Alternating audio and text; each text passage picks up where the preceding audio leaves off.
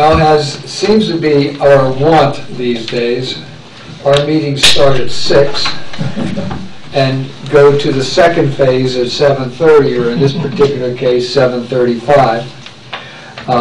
We've been in executive session, and we've been talking about committee appointments, and we've been talking about legislation pending. Litigation. Real property. So we've been busy, and you know, once we get into it, it's difficult to break so it's 7:25. We have to get downstairs, but let me finish my sentence at least. And now it's 7:32. You know. Anyway, I apologize again that we're running behind. I appreciate your indulgence.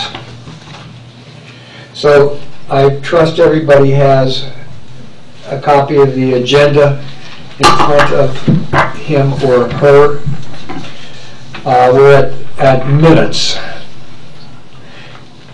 Do we have a resolution, a motion to adopt the minutes as presented? I wasn't here for either one. Oh, so I'll make a motion to adopt the minutes. Okay. Second? I was not here. Oh, okay, second. The only thing I would like to say is that, and I think that it's the first one, there's a phrase daft instead of draft. Are you sure? I think I haven't gotten my computer up yet to be able to find it, but with the exception of that typo, I vote in favor. I vote in favor. Okay. The motion passes. Thank you. That's for both minutes. I want to also acknowledge that we are blessed is probably not quite the right way to say it, but we have with us a student, Ellen, and I didn't catch your last name. Dunbar. Good to see you. You're here on an assignment for school? Mm-hmm. Do you want to say anything to us, or you just want to sit back there and observe this whole crazy thing? I'm putting you on the spot on that. Well, basically I just have to do political activism for AP government class, so that's why I'm here. Good. Well, we're very glad that you're here, and please don't hesitate to ask questions or make comments, because your opinion and your concerns are just as important as anybody else in this room. Thank you. You understand that? Yes. Good. So we're very pleased to have you here. Okay. The 2015 final proposed budget. Okay. Last month we presented the 2015 proposed budget. We did a presentation of the budget. The only change that we made is that we added in $75,000 into the capital fund for geothermal at the maintenance garage. And that was adopted at the last meeting, wasn't it? That's correct. Yeah. So everything else in the budget has stayed the same. I'm just going to review the income and expenditure totals for each fund for 2015. So the income total for the general fund is $3.175 million. The expense total is $3.1 million. They're both for the general fund, and that is the same as last month. The library fund, the income is $154,000, and we distribute $154,000 to the library. The open space income is $863,000. The expenditures is $943,000. The sewer income is $1 million, and the expenditures is $994,000. The state fund income is $258,000, and the expense is $258,000. We spend all that we receive for the state fund every year. And the capital income is $2.9 million, and the expenditures is $2.4 million. So I ask that the supervisors make a motion to adopt the 2015 budget. So moved. Second. Is there any discussion amongst the supervisors? Is there any discussion? Just briefly, Lisa, so the total amount that'll be in the bank at the beginning, at the end of the year in terms of the cash flow total, to make it just easy for people to sorry. Well, do you want me to go through each fund, or the No. total? Total. Okay.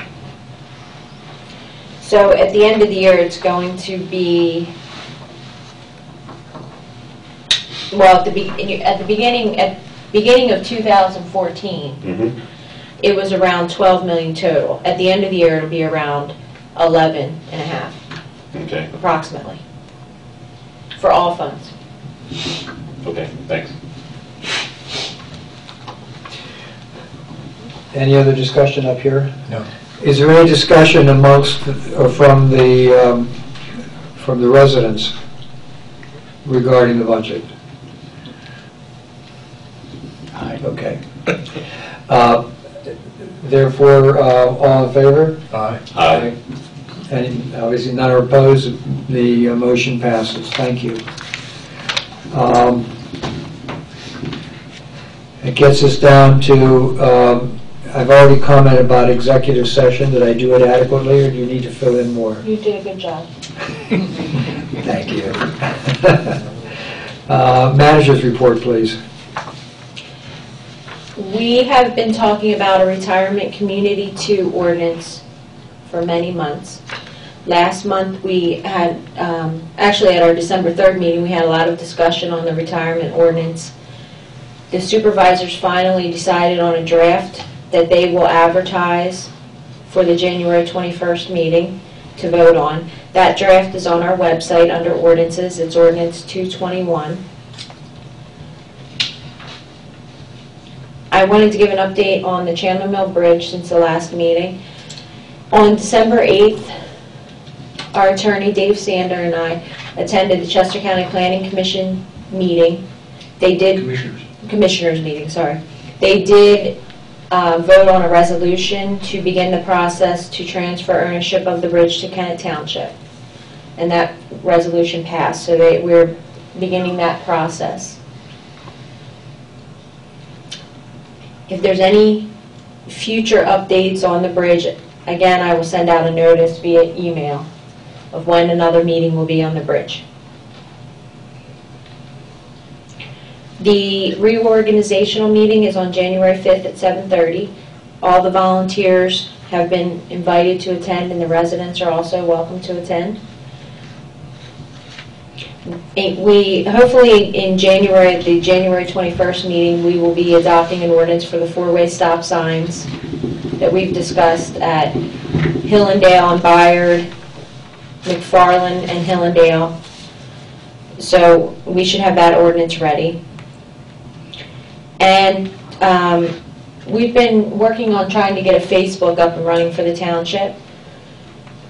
Over the summer, a couple students had offered to do it as part of their senior project, and that didn't come through. So Bill McLaughlin, who's here, who's on the communications committee, talked to the teacher at the school, and she decided to do it as sort of a class project.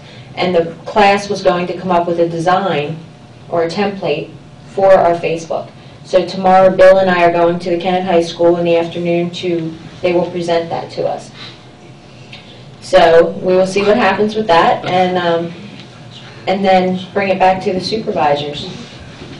So hopefully we'll have Facebook up and running soon. And I think that's it. Thank you. Albert? I got one quick point. Recommend that you attend that January meeting because you'll hear reports from all the committees. Really? The poor girl. It's torture. I wanted to see what it was like to be an activist. Just thinking when I was Okay, this is pretty handy since I found it a couple meetings back. That's good. I do not have my full report with me. It is upstairs. I had a busy day in court, and I had a project I was going to help a friend senior with that I had to get done, and then I ran here. So there were 258 incidents in the township requiring police services, the bulk of which the township police handled. The main thing I wanted to tell you about is Longwood Gardens, because that's in Kennett Township. The entrance, and most of the roadways are in Kennett Township. The front gate starts East Marlboro. And one of the things that happened on Black Friday was Mother Nature pulled one on them because there's supplemental parking inside the gate on the grass. There's additional supplemental parking across the street where the agricultural greenhouses are and the solar system.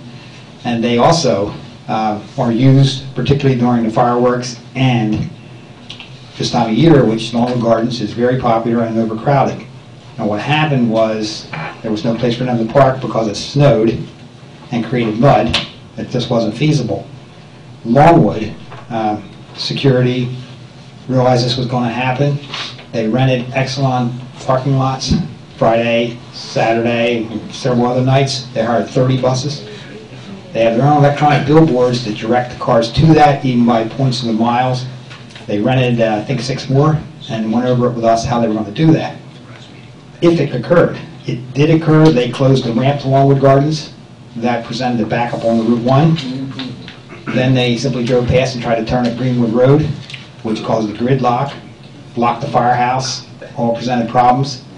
So we went out there with them, updated the signs a little bit. We extended the lane closure back farther, which municipal police can do for special occasions, and other police can do it on an emergency basis. We realized we need to develop a plan with them. One of the things they have is about 300 lime green cones, and lime green cones actually are not traffic markers for the state. So we went and got cones from our road crew, and we used them over that weekend, and Longwood bought 50 more just to get the lane closed. This is something that's going to occur on a regular basis. I've been checking it. I checked it tonight, and because Longwood is so very popular with the Christmas lights, the traffic was backed up at 5 o'clock. Gave it time to clear itself out.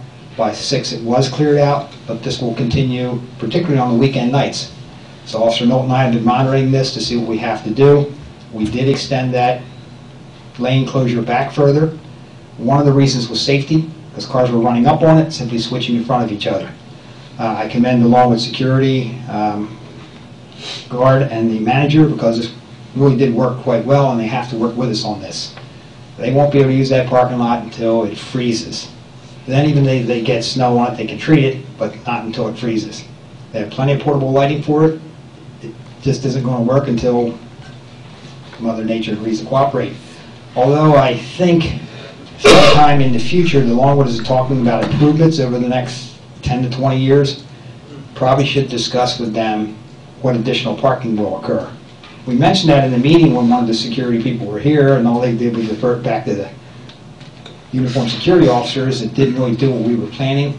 I wanted the township to address it with the management of Longwood Gardens to figure out how this is going to plan into the parking so these situations don't occur. Route 1 is a very busy roadway.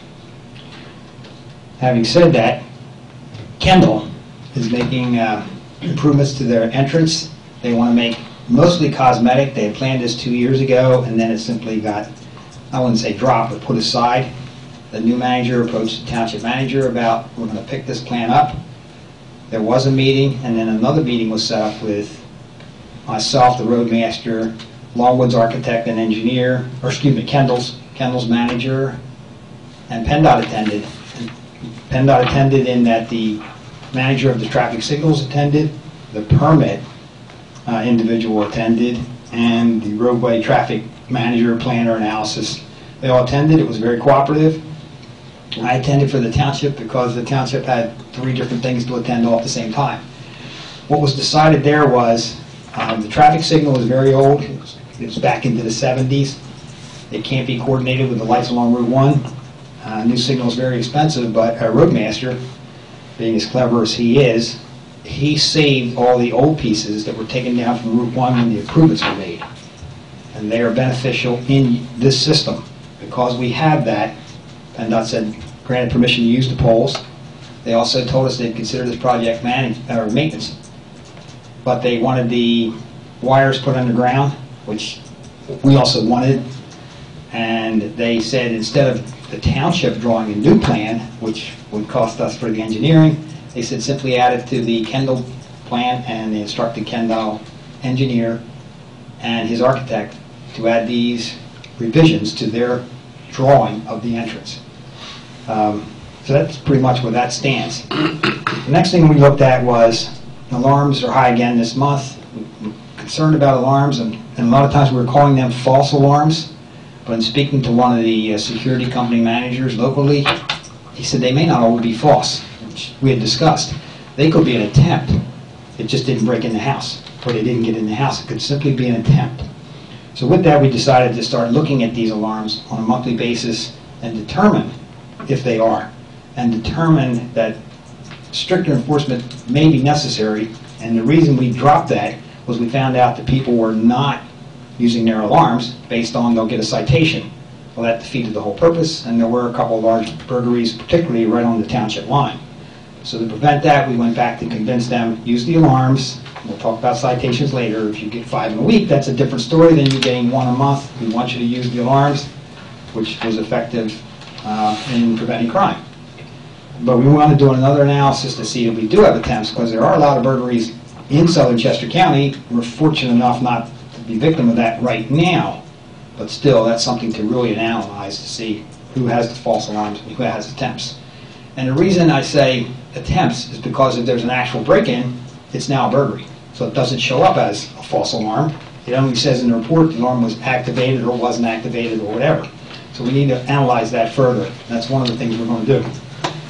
The other thing we noticed is, or I noticed in the summaries, was erratic driver phone calls.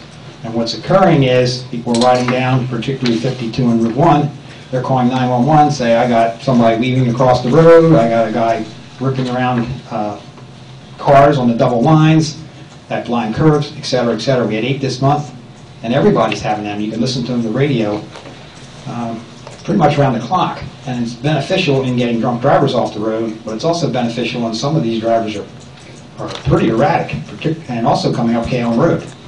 And a lot of times, we can get them. They're giving us the tag number, they're staying with the car. If we don't get them in our jurisdiction, we'll get them in the next jurisdiction. The state police will get them. It's effective in that sense, but it's not very practical, because sometimes the drivers reporting this are saying, are you going to follow them? And we're asking that not be done, get the tag number, and then provide it to us, and we'll do it from there. Because that also could be very dangerous, and we don't want to be part of that. It defeats the whole purpose. So they're basic things that we have been going over this month. The other thing is I did meet with Art Kaiser, who had some questions about the summary of police events. It was very beneficial, I feel, to both sides. We're clear on what those numbers mean, and we know you know what they mean, but not everybody who may want to know what they mean. So we already discussed with the manager about maybe in February making a presentation of what those numbers mean. And I said February because your January schedule looks pretty advanced, but we want to bring it in here, show where the numbers come from, where the calls come from, and what happens to those numbers, and why they're significant, because it may be very beneficial. And with that, Good, thank you. Any questions from the board? No. Yes. Chief, this morning, Good Morning America had a segment on Smart 911. And that intrigued me because they showed the benefit that in some locales it's shaving 9 minutes off response times. Because what you do with the app on your iPad, or phone, whatever, you can create your profile, put pictures in little things about your house and environment. So I said, well, that's pretty neat. I hadn't heard about that before. Then I quickly became dismayed because Newcastle County does not have it. I can get it in Newcastle County, but in Chester County, they don't have access to this. It's not provided. I did hear about it just briefly. I didn't pay that much attention to it. I thought I was confusing it with Smart 911 with Reverse 911. Oh, okay. And Chester County does have Reverse 911. We used it during the Greenwood School incident. And that is where they, instead of you calling 911 about a certain situation, 911 can reverse a phone call and give you a message. And the message was worked out between the township, the school district, and the police, and it was very effective based on what we've learned since then, which we're still looking at. I'm not that familiar with that, but I will find out. But Chester County presently, we have terrible radio reception, and we could be standing here and move 6 inches and get radio reception. Oh. But they don't want, and I don't blame them, they don't spend any money on it because there's millions being spent on the new system that's being constructed right now. So basically we're trying to be patient. I don't know if that's part of it or not, but I will ask the question. I don't think so. I think it's mostly the application software that resides on the 911 servers, wherever 911 is located. It may be Westchester. As soon as you call, then the call triggers the pull-up of your information, and a new screen is presented to the operator. But it's used. It can be managed by me from my cell phone, and so it's very beneficial. According to Good Morning America this morning, that the counties or the 911 centers that operate it, they say we wish we had this a long time before. All right. I'll look into it for you. I don't know. I'll find out. Thanks.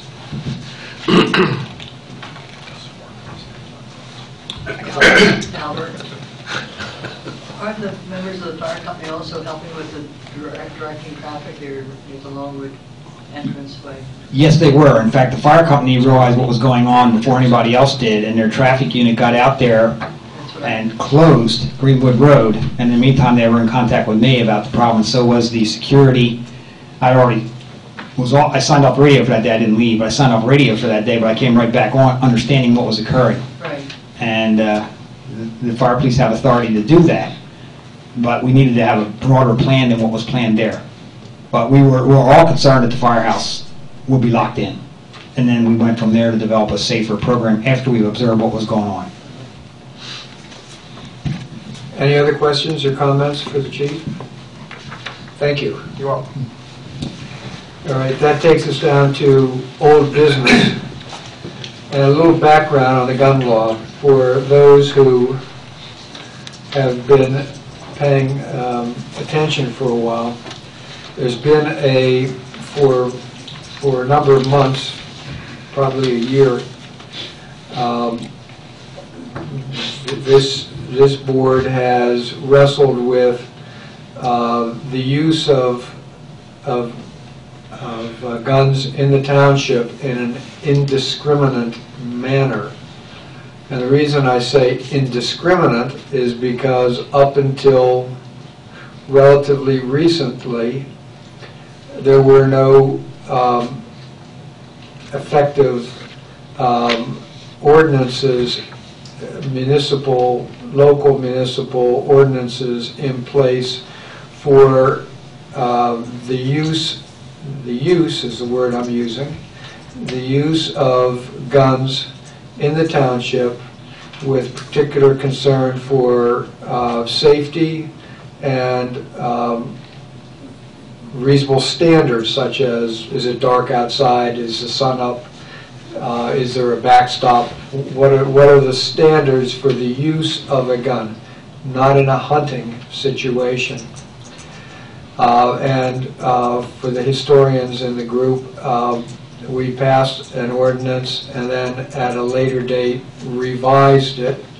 And that ordinance is currently in place. We have our ordinance, and it has been, as far as I'm aware, accepted by the community and is doing what it's supposed to be doing, which is to put reasonable standards on as far as safety is concerned and the use of guns not in a hunting situation in the township. I believe it was the last day of the legislative session for Pennsylvania, an act was adopted which broadens enforcement questions on the use on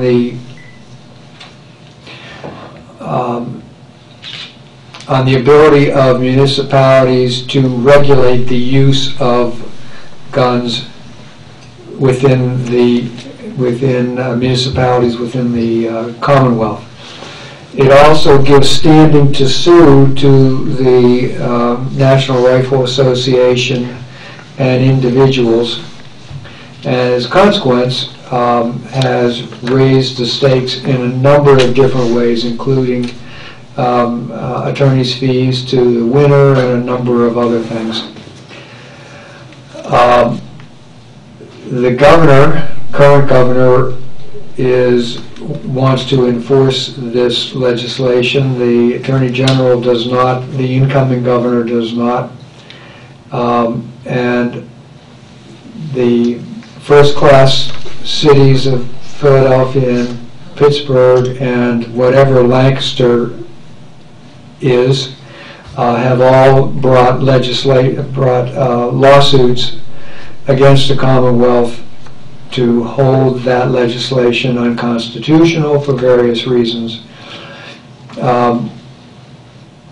The problem is that that lawsuit has not gone forward to a resolution, and at this point, when this legislation goes into effect on, I believe, is January 6th of next year, we could be the subject of a lawsuit brought by the NRA and face damages which would be, from our perspective, punitive, and I use the term punitive not in a legal sense, but it could be very disturbing to the township.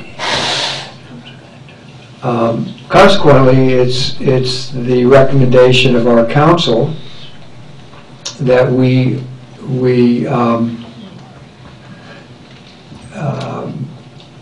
withdraw our,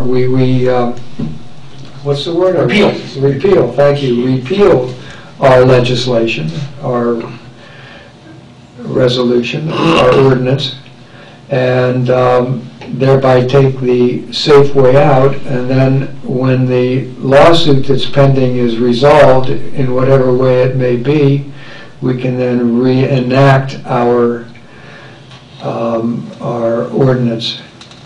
In order to do that, we would need to advertise that it is our intention to do that at our next meeting, which would be our organizational meeting on January 5th, 2015.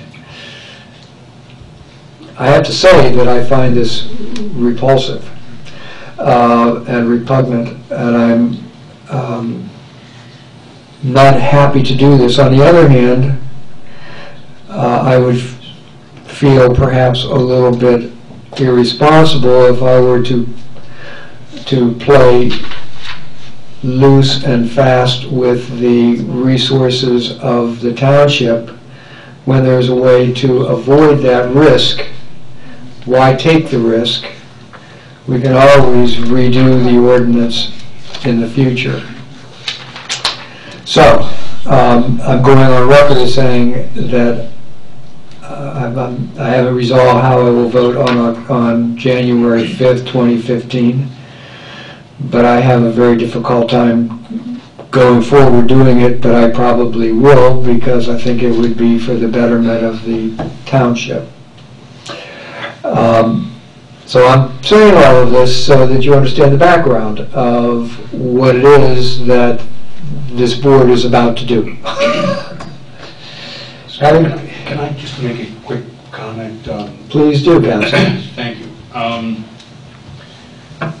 The act was signed into law on November 6th with a 60-day effective date. And the act goes into effect on January 5th, Monday, January 5th. I'm afraid that if it's the board's intention to repeal the ordinance and it waits until its organization meeting on the evening of January 5th, that a suit could be filed as soon as the courts open on January 5th, because that is the day on which the law becomes effective. So I am constrained to advise that if it's the board's intention to repeal the ordinance, that we will have to have a special meeting prior to January 5th in order to take that action and prevent somebody from filing a suit on Monday, January 5th against the township. I don't know whether I'm being paranoid, but the resources of the NRA, given its new right to standing, are vast, and I think it would be naive of us to assume that our ordinance has not already been identified and targeted for challenge at the earliest possible moment by the NRA and or adversely affected gun owners in Kennett Township.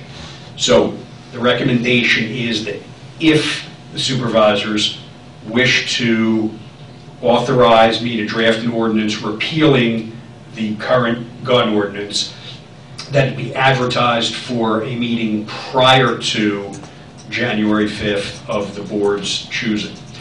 Keeping in mind that the 4th is a Sunday, the 3rd is a Saturday, the 2nd is a Friday, the day after New Year's, and Thursday the 1st is obviously New Year's Day. And please correct me if I'm wrong, but my recollection is that if our ordinance is in effect and we are sued, and we thereafter, in response to that suit, then vote to repeal our ordinance, that will not protect us from the damages that we as a defendant could be liable for. That is absolutely a correct statement of the specific language of the act in question, which is somewhat extraordinary and is part of the language that is being challenged by the lawsuit, but of which we will not have a final determination by January 5th. So if we repeal it on January 5th at night and a suit is filed on January 5th in the morning, we are not insulated by the repeal, and the lawsuit will proceed as if the ordinance were still on the books. You had a comment? Just so, Dave, can you remind us, nor me, how long it has to be advertised? It has to be advertised at least 7 days prior to its enactment. So we have some time. And are there any judges that may stay the law or some other actions that may happen between now and the 5th? It's possible. I would need to check with the lead counsel for the plaintiffs in the lawsuit and determine what the status of the lawsuit is. I know it was filed back in, I'm going to say, early December, maybe late November, early December, but the wheels of justice turn slowly. So would it be serving the suit and the opportunity to answer the suit, file motions, etc., is probably all going on right now. So would it behoove us to do it as close to the 5th as possible? Sure. I mean, that would give me more time to obtain information and possibly last-minute information. I would recommend that if the board is of a mind to repeal it, that I be authorized to draft the ordinance and advertise it for the date which you prefer, which would have to be a public meeting and a special meeting advertised separately. However, at that meeting, it would still be within the purview of the board to not enact the repealing ordinance if we've received news of a stay or other encouraging news from counsel for the plaintiffs. Any other questions? Well, we should meet on the 29th or 30th then, from what he's saying. How about January 2? Well, that's So to me, so to you guys. Friday night. Yeah, I think. Works for me. Earlier, maybe. Just for a background information, you mentioned the Pittsburgh, Philadelphia, and Lancaster. Just roughly, how many other first and second class townships have joined these big cities? None. No, it's only three. We're the only one? There's only three. We haven't joined. Join. We have, when you say join, you mean have become a party to that I lawsuit? thought originally we were going to join the... We were. Okay. When I went back the day after the meeting and called council, the complaint had been prepared in the name of Philadelphia, Lancaster, and Pittsburgh, and was being copied and finalized and being prepared to be filed the next day. So that while I said, hey, we'd love to join, and he said, we'd love to have you, it was too late to get Kennett Township added to the actual complaint. What we did discuss was Kennett's ability to join the suit at a later date when other parties from both sides of the issue would want to come in, and chances are that lead counsel on both sides would enter into a stipulation to consolidate other cases that would allow an opportunity for other parties to come into the case. If the ordinance is repealed, we would no longer have standing to do that because we would not be adversely affected by the act. Okay. Wouldn't it mean something if whoever the lead counsel is between those three large cities, if they had a following of, I'll use probably an incorrect term, a friend of the court. Amicus curiae. Amicus curiae. Okay, God bless you. But if that means friends of the court. If the lead counsel were to say to the first and second class townships and the boroughs and the villages, we'll allow you in. If you agree with this, we'd like you to be on our list, and we'll hold you harmless. Well, it's not a matter of holding harmless. Okay. That's not the issue. The issue is procedurally. When you file a lawsuit, there are named parties. And those are the parties to the lawsuit. Anybody else who wants to join would have to petition the court for permission to join, or file their own suit that would then be consolidated with the main lawsuit because they share an identity of subject matter. But the friend of the court issue is a separate thing, that there are already numerous organizations that are Ceasefire PA, there's a mayor's anti-gun group. They're all going to file amicus briefs with the court as friends of the court without being parties to the matter. So we can do that too? We could do that too if the Board of Supervisors were of a mind to authorize the expenditure of funds for that reason. Okay. I just think this action by the NRA is abhorrent. Well, it's the action by the Pennsylvania legislature. The NRA just sat back and clapped when it happened. A little of this going into the campaign coffers of those legislators too, probably. No, You're far too cynical, my friend. I know. Far too realistic. But true. Thank you. Can I address the board a minute? Please, Chief. Because this is going to hit the news. No. You know, a lot of our residents are going to be reactive to this. One of the things I wanted was a more restrictive gun control in the township, which the board gave me because of some of the way guns were being used near property lines and without backstops, near roads and things like that. And it took us a long time to get here. I don't want, because this does hit the news, that residents don't call the police department, because there are other laws that I can use in the event that somebody's discharging a weapon in a certain manner.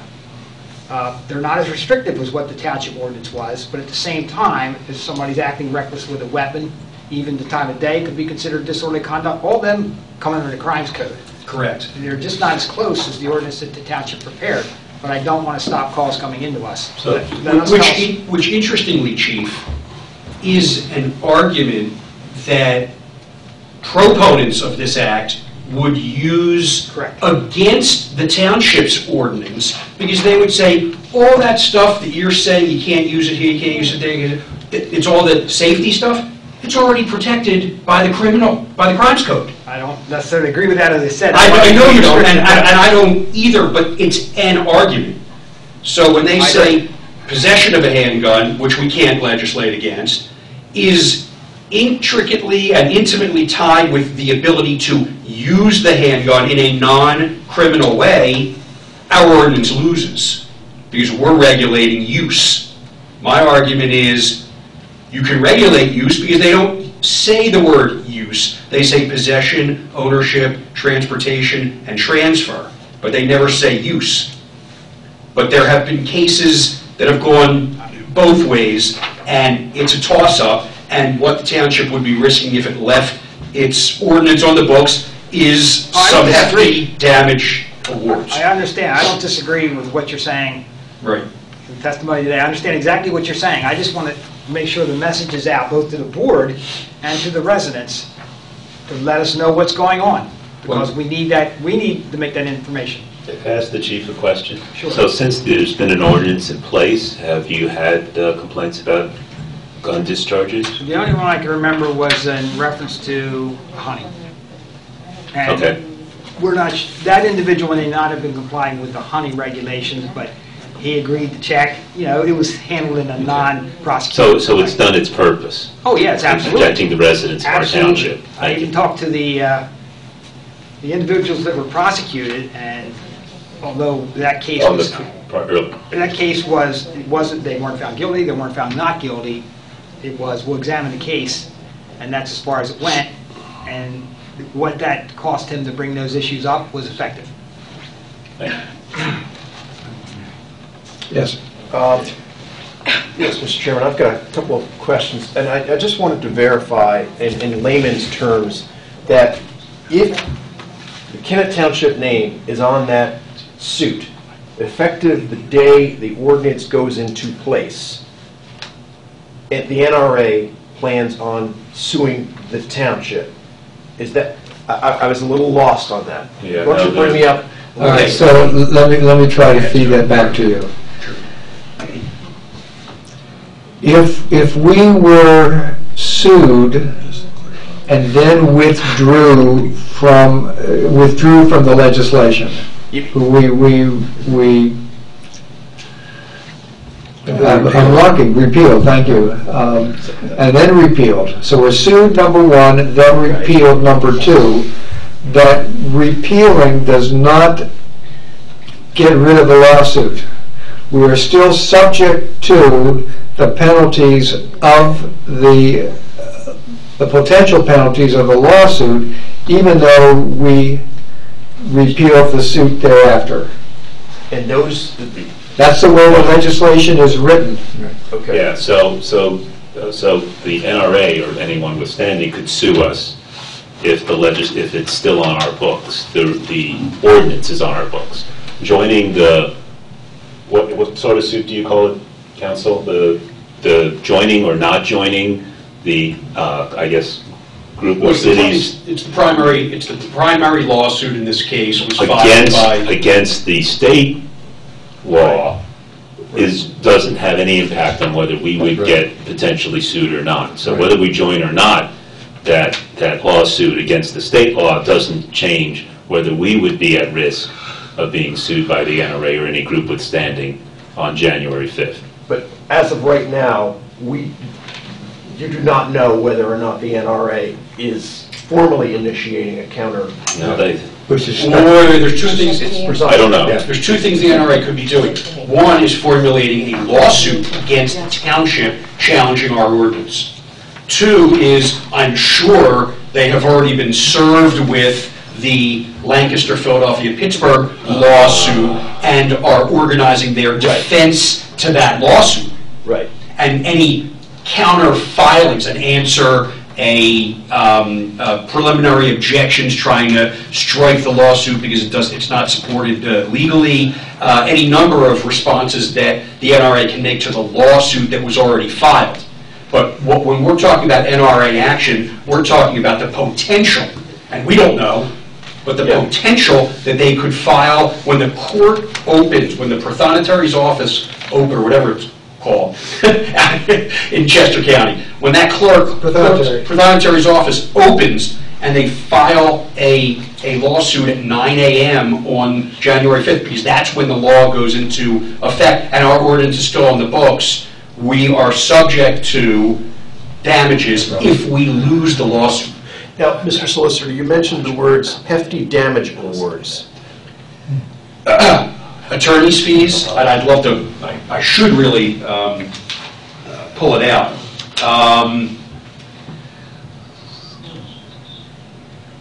Attorney's fees, expert witness fees, court costs, and compensation for lost of income, I'm sorry. Loss of income. All of those are the damages that are qualified in the Act as, quote, reasonable expenses that can be awarded to a party that is successful in challenging an ordinance enacted in derogation of the law. Such as the gun ordinance that the township enacted. Exactly. Correct. Okay. Exactly. All right. Exactly. So it's attorney's fees, expert witness fees, court costs, and compensation of loss of income. Compensation for loss of income. All right. Those are the, quote, hefty damages. I don't know whether they're hefty or not, but the potential, I mean, when you just say attorney's fees, that could be tens of thousands of dollars just in attorney's fees, not even costs, not even economic damages, not even the other. Hundreds of thousands of dollars. Could in a situation like this. Absolutely, positively.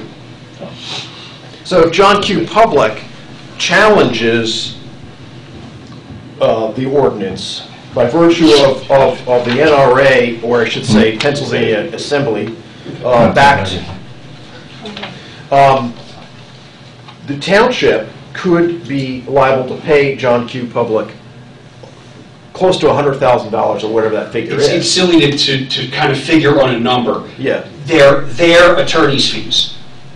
And when you talk about an organization as large as the NRA is going to hire high-priced attorneys, or gather that they would, high-priced attorneys, because they know if they're successful, they're going to have their attorney's fees paid. They're all going to get paid. So the high-priced attorneys who charge $1,000 an hour sit there for 10 hours and put together a complaint against us, that's $100,000. Sure. And they submit the bill to the court. The court judges whether it's reasonable or not, and the court can cut it down, but doesn't mean we wouldn't be liable for whatever it is. So I wouldn't speculate on the number, but it could be a large sum of money, which the supervisors, while not thrilled with the action that is recommended, feel that it's in the best interest of the Kennett Township residents to take the right step here. Thank you all. Yes. I should add,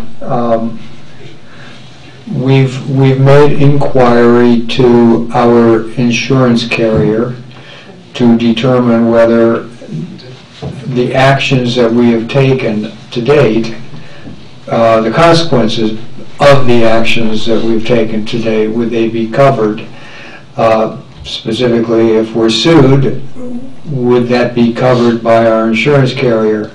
The answer is, I think that the answer is yes, but we don't have a clear, definitive statement. Lisa can fill us in on that, but I don't think we yet have an answer, and hopefully by the time that we have a special meeting, assuming that's what this board chooses to do, we will have that answer, that question answered, just as hopefully we will at that point also have the input of lead counsel as to the status of the lawsuit as it then pens.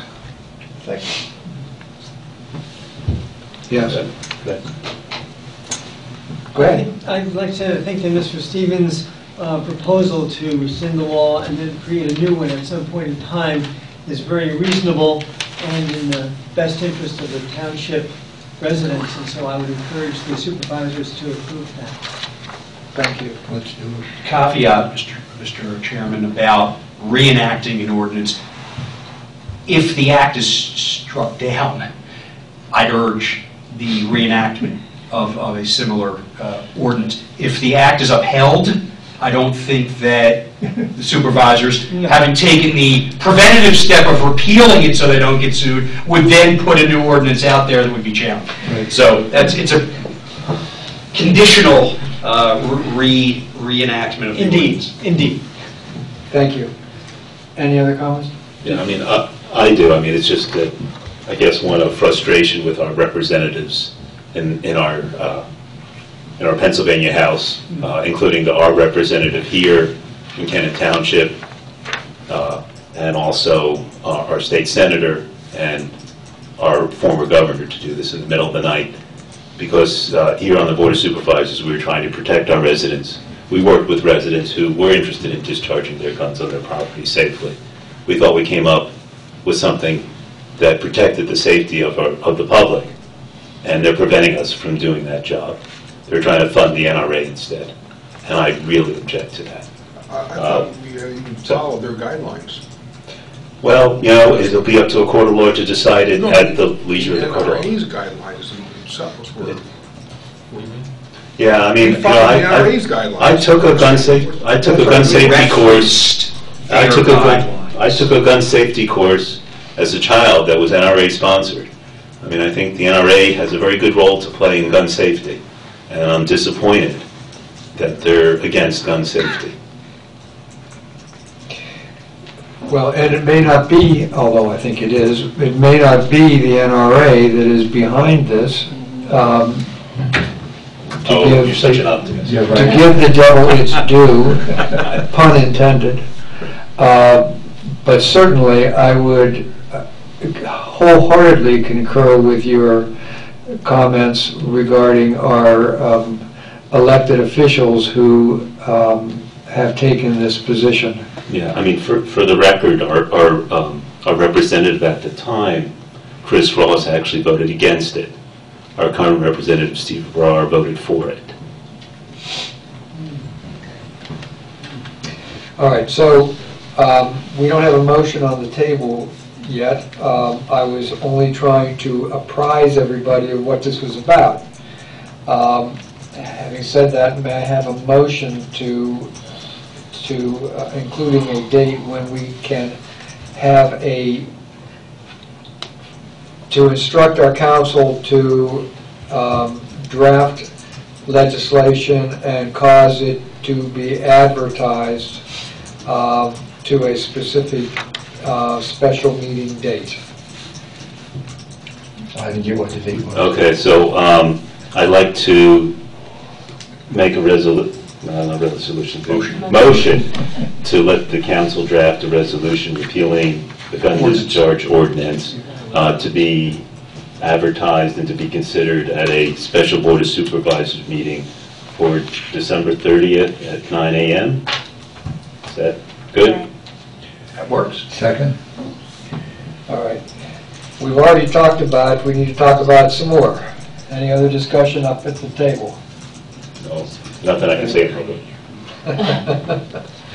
All right. Seeing no hands waving, all in favor? Aye. Aye. Move on. And I don't oppose. I'm in favor as well. Okay, so motion passes. Thank you. Do we have a motion to pay the bills? So moved. Sounds like a good idea. That's the second? Second. All in favor? Aye. Aye. Aye. None opposed? That passes. Thank you. That brings us to ordinance number 226.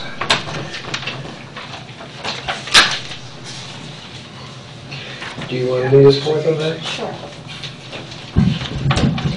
We discussed ordinance 226 at the December 3rd meeting as well.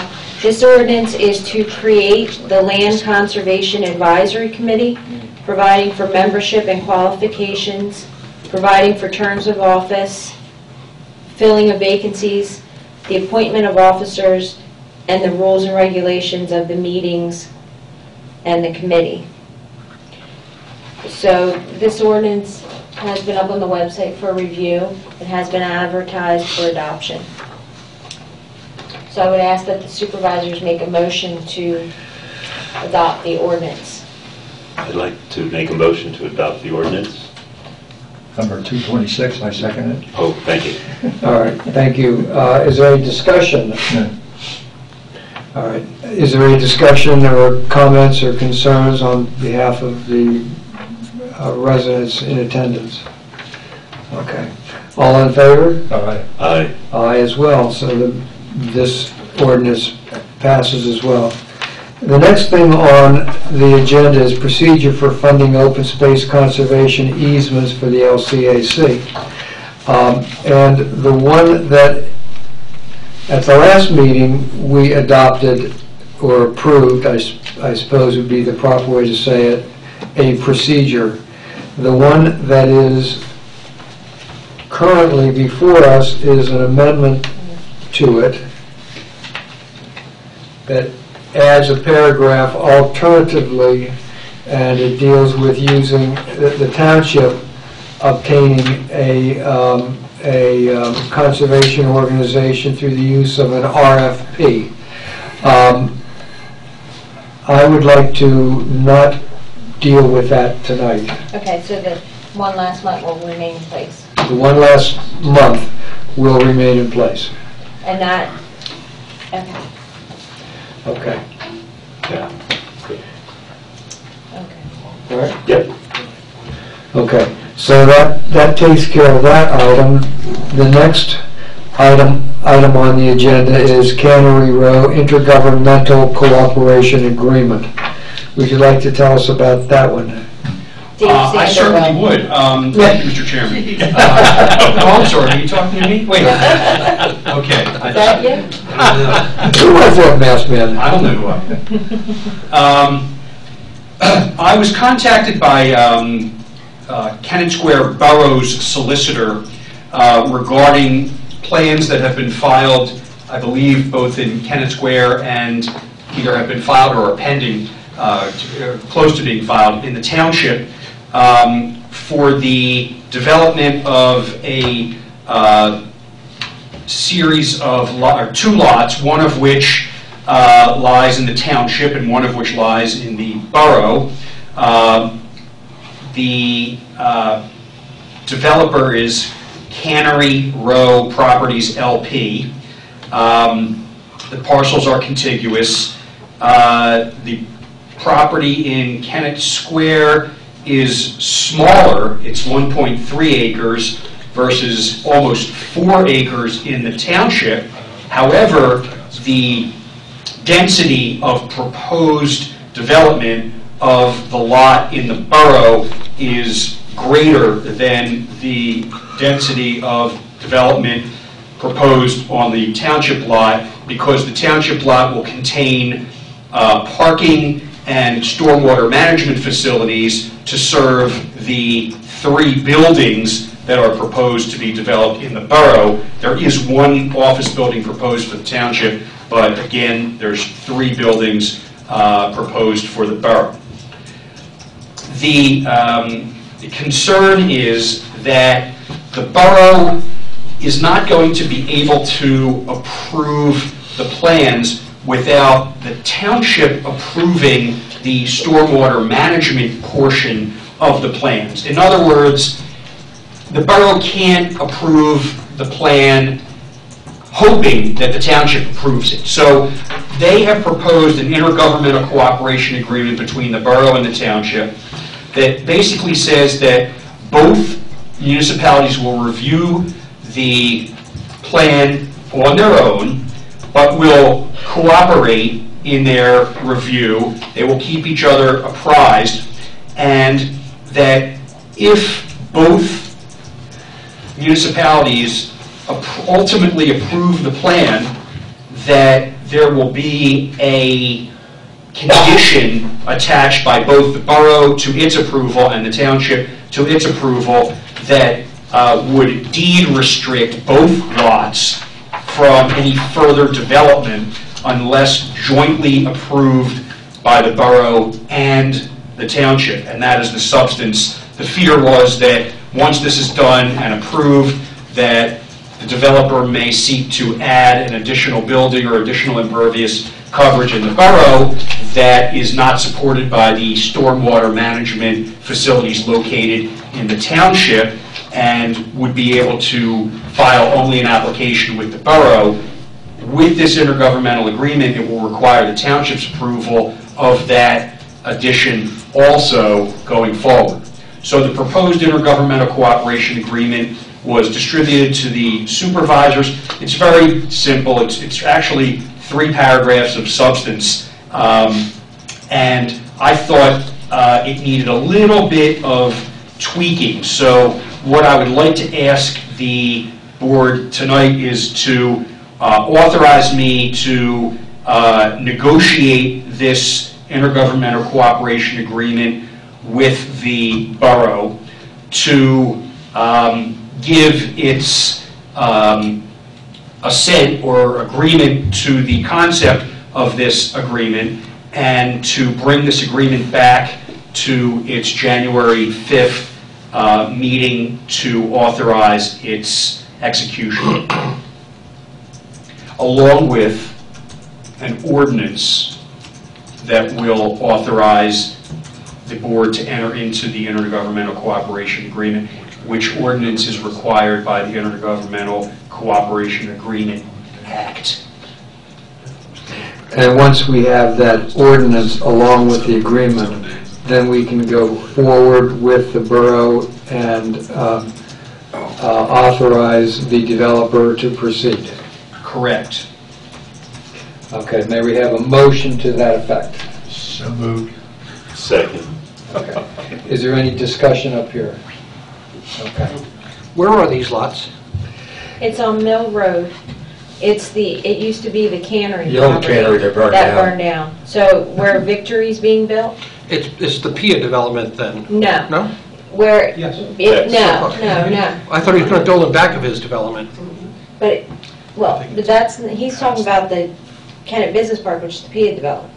That's a different thing. This is a different. No, this is the one where Victory and the townhouses? No, this is different. Sorry. Well, let me say. It's on Mill Road behind Victory, but on the other side of the road from Victory. Okay. And it used to be the cannery, which burned down. Okay. In the borough, it's 214 South Mill Road. In the township, it's 698 Cypress Street, if that helps. Okay. It's behind Germanovich's gas station? Okay. Yeah, didn't they bring this sketch to the planning commission already? Yes. Probably, yeah. Yeah, they did. Yeah, there's there's retail, office, restaurant, and apartments above the retail proposed for the borough, and a commercial office building, parking, and stormwater management for the township. And a little grocery store. In a grocery store. A grocery store, yeah. A small grocery store. Maybe that's But that might be the retail. retail, that's the retail. And apartments above. Okay, any other Yeah. questions? Let me say, we're not approving it, we're not saying it's, that is far from that. It's just cooperating with the borough to make sure that they can't, in the future, expand without both municipalities' approval. Does that give the township authority to reject anything that they don't see fit in the construction? Each municipality will have the right to separately approve the plan. So if the borough approves it and the township rejects it, they're not going to be able to build it. Yeah, good. Any other questions or comments?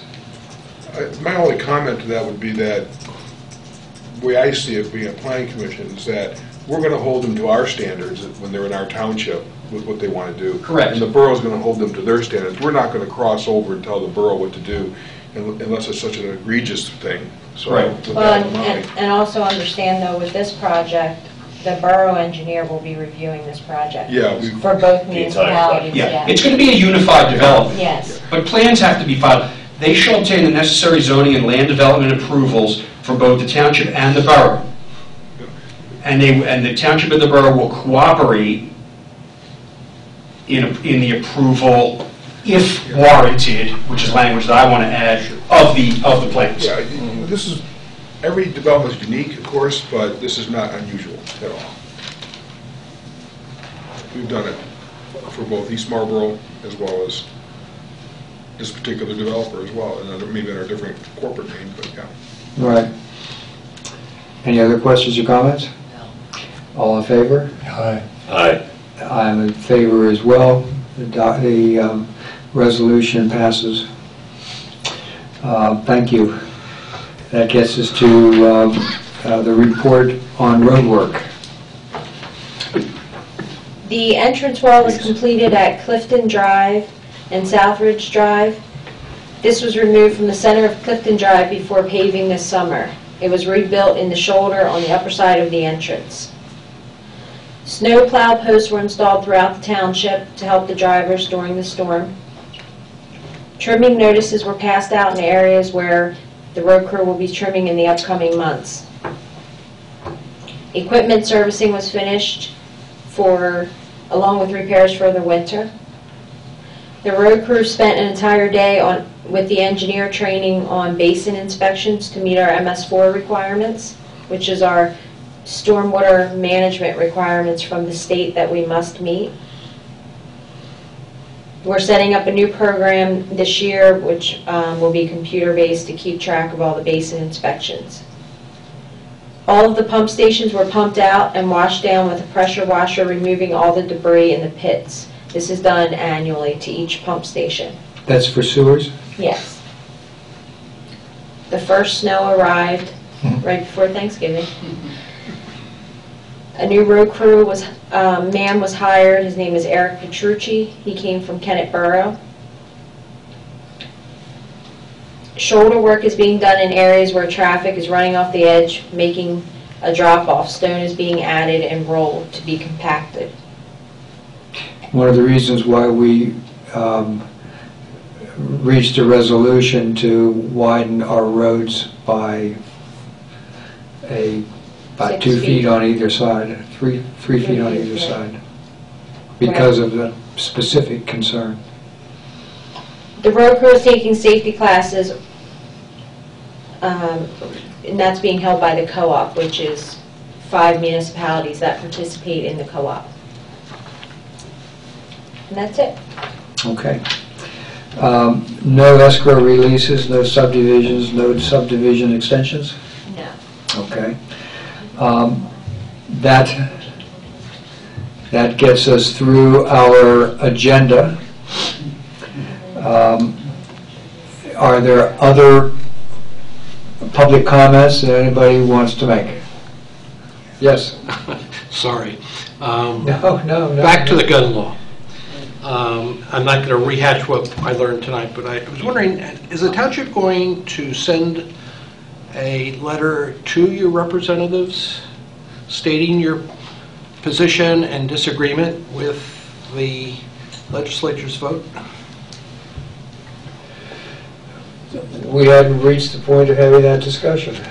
I don't know if we are or not. So I mean, as this Board of Supervisors, I don't know if we had talked about all this, but while the legislation was being considered, I did talk to our current, or soon-to-be passed, representative about it. So that's how I was familiar with his position. Okay. But I did that as a private citizen. I just think that there may be a sort of an outcry here as to where you're headed. Logically so, but it might be good to fight underground a little and take a position with the legislature. I mean, it's already been passed and signed, so they would have to rescind it. Yeah, a little late. Yeah. Or a court would have to strike it down, Yeah, obviously. and I think they were actually focused on when there's stolen handguns in some of the larger cities, that they have laws about reporting those, and we're sort of collateral damage in terms of the intent of what they were going for, I think. Okay, What prompted them to move, because we're relatively small. But we are residents who are concerned about the use of weapons indiscriminately in terms of time and circumstances, and so from that point of view, we're not collateral. We are equally as important. Yeah. Yeah, no, and I brought it up, there was a meeting of township supervisors, I brought it up to the person based in Harrisburg who does that, and he's well aware of this issue. They were it got passed. The water's under that bridge.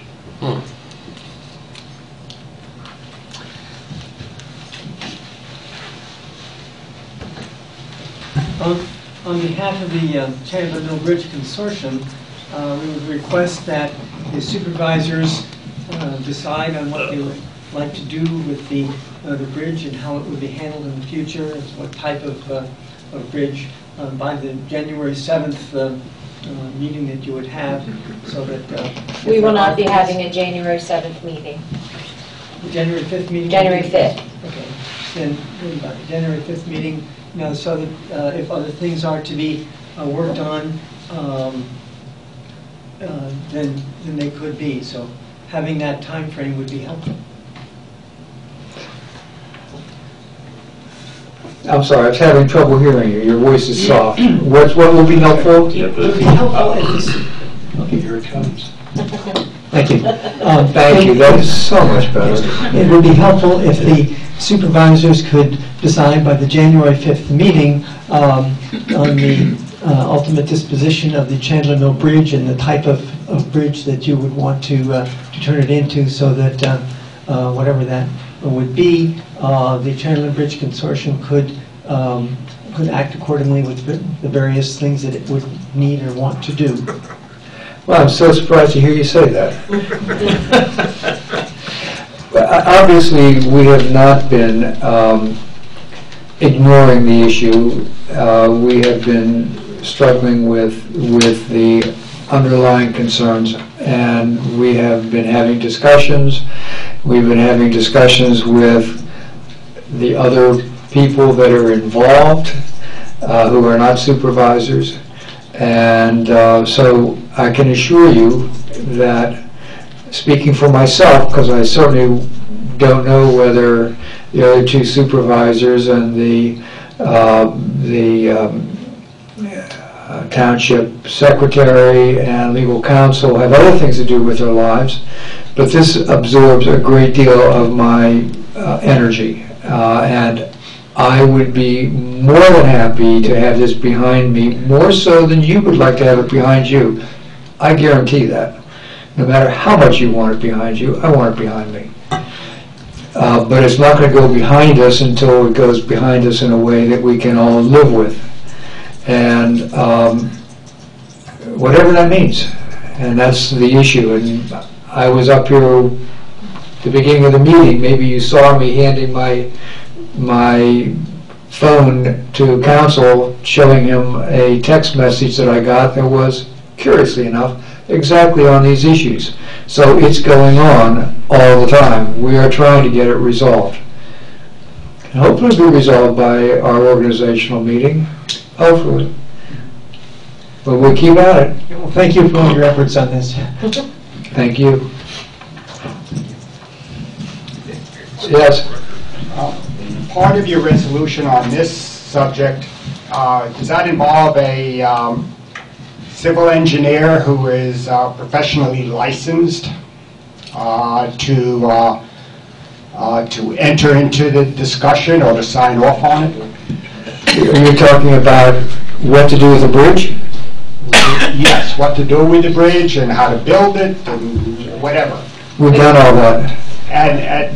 And how does that expense come out? I mean, how do you expense? I assume you have an expense for a professionally licensed civil engineer? PE, in other words? Our engineers are professionals.